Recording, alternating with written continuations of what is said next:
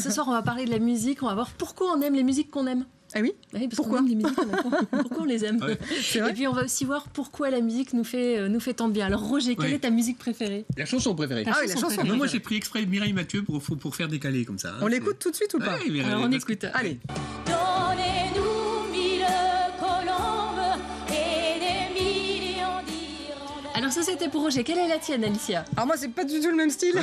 Allons-y. C'est une chanson de mon enfance aussi, mais c'est le groupe Yes, avec une chanson qui s'appelle Honor of a Lonely Heart. Ah. Ça rock. See yourself, you are the steps you take, you, and that's the only way. Shake yourself. Alors Elisabeth, qu'est-ce qui fait qu'on n'a pas tous les mêmes goûts? Il faut savoir qu'on est tous équipés pour aimer la musique. Notre cerveau est fait pour ça. Pourquoi? Parce qu'on sait percevoir les intonations et c'est ce qui fait d'ailleurs qu'on sait communiquer entre nous les intonations. Ouais. Donc on est équipé pour ça et en même temps, on n'aime pas tous justement les musiques. On n'aime pas tous les mêmes musiques. Alors quelle est la différence? Eh bien, il faut savoir que tout ça se fait en même temps qu'on grandit. Quand on est petit, l'enfant, même dans le ventre de sa mère, perçoit les musiques qu'il entend, qu'elle entend et déjà, il va commencer à aimer les mêmes musiques que sa mère. Et des études ont montré qu'1 an après la naissance de l'enfant, il aime encore, il est réceptif aux musiques qu'entendait sa mère. Oui. À 2 ans, l'enfant commence à évoluer un peu et là, il aime les musiques de son environnement culturel et vraiment son goût commence à être déterminé de manière assez imposante. D'ailleurs, entre 12 et 14 ans, au début de l'adolescence, où là, le soi se construit, l'identité se construit et l'enfant va construire son identité musicale. Et ce qui est assez amusant aussi, c'est de se rendre compte que chez les personnes qui ont la maladie d'Alzheimer plus tard, elles oublient un bon nombre de choses, mais elles se souviennent des chansons qu'elles ont écoutées pendant cette période. Parce qu'il y avait beaucoup d'émotions, il y avait tout ce chamboulement hormonal. Et enfin, nos goûts se stabilisent vers 18-20 ans, où là, on finit par avoir notre propre style, notre propre goût. Et ça, il perdure. Jusqu'à plus tard.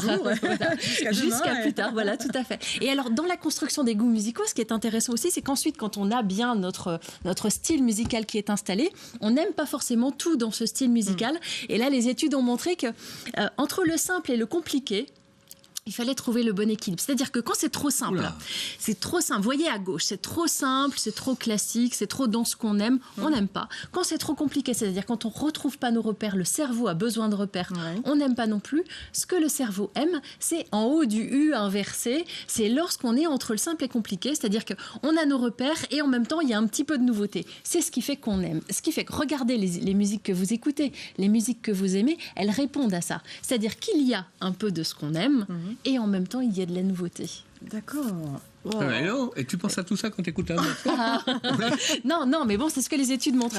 Et alors après, il y a d'autres critères comme la fréquence vibratoire, le rythme. Il y a aussi le contexte, il y a les expériences qu'on a vécues avec une musique. C'est-à-dire qu'il y a des musiques sur lesquelles on a vécu des expériences extrêmement positives, on va les aimer, et d'autres non. Et puis, il y a aussi quelque chose d'intéressant, c'est que elles répondent aussi à nos valeurs. Et là, on peut prendre l'exemple de Noir Désir. C'est-à-dire qu'on a pu aimer Noir Désir, et puis on a pu ne plus aimer Noir Désir en fonction de ce qui s'est passé. Vous voyez que les valeurs, le contexte sociétal est aussi extrêmement important. Et enfin, ça c'est à noter quand même, c'est qu'on aime la musique aussi en fonction de ce que l'artiste, et là Alicia, c'est pas toi qui vas me contredire, de ce que l'artiste donne. C'est-à-dire que lorsque l'artiste donne quelque chose, il donne aussi de lui.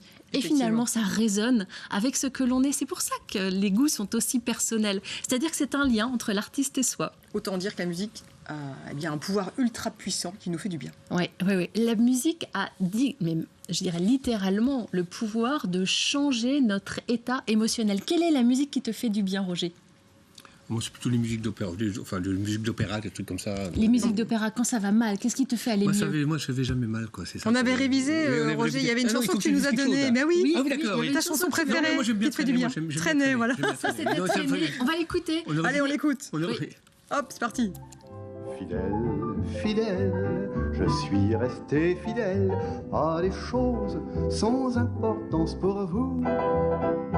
Un soir d'été, le vol d'une hirondelle. C'est vrai que ça rend joyeux. Mais oui, ça rend joyeux. Alors, j'ai fait des conférences et bien souvent dans mes conférences, je pose cette question: que faites-vous pour aller mieux quand ça va mal ? Et dans les réponses, il y a systématiquement, c'est vraiment récurrent, écouter de la musique. Pourquoi ? Parce que la musique a cette capacité à changer notre état émotionnel. Et ce que tu disais, Ça nous régénère. en écoutant Charles Trenet, voilà, Ah oui. voilà, on aime. Et nous, on peut terminer avec, Eh oui, avec une celle que musique. tu aimes. Oui, voilà. Alors, Alors, C'est un artiste qui revient, MC Solar. Il avait fait de belles chansons au moment où j'étais adolescente. Eh oui. Et là, il revient et je dois dire que j'aime particulièrement celle-ci. Elle a un beau message. eh ben, on va le laisser en musique de fond, on va se quitter avec lui. Merci beaucoup Elisabeth pour cette chronique musicale. Puis nous on se retrouve ici demain, même heure, même endroit pour de nouvelles aventures. Allez, bye bye, à demain.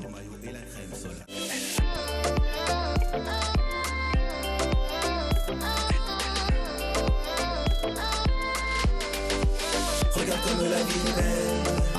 Regarde comme la vie est